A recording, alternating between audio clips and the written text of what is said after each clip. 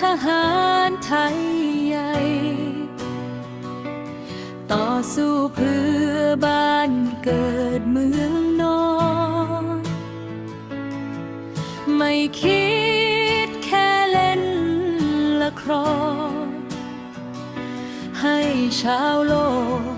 เขามองข้ามไปต้องมาทวงคืนจับปืนอยู่ตามชายแดนลำบากทุกใจเหลือแสนทำเพื่อดินแดนที่เขาโกงไปข้าเป็นทหารไทยใหญ่หัวใจฝากไว้กับแผ่นดิน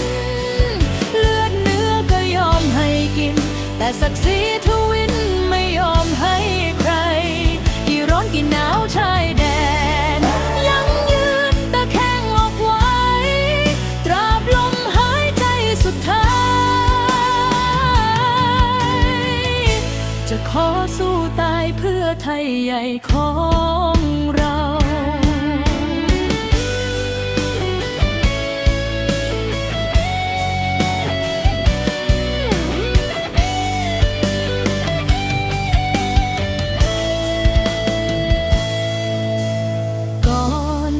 สงครา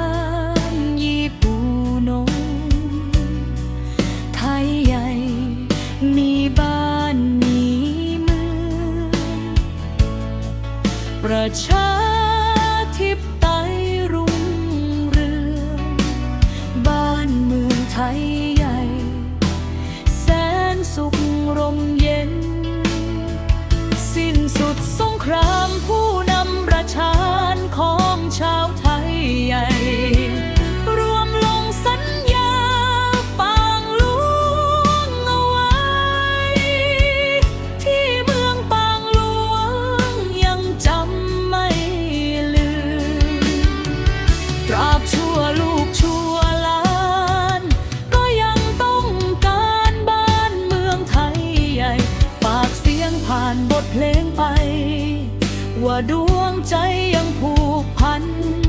แผ่นดินข้าเป็นทหารไทยใหญ่หัวใจฝากไว้กับแผ่นดินเลือดเนื้อก็ยอมให้กินแต่ศักดิ์ศรีทวินไม่ยอมให้ใครกี่ร้อนกี่หนาวชายแด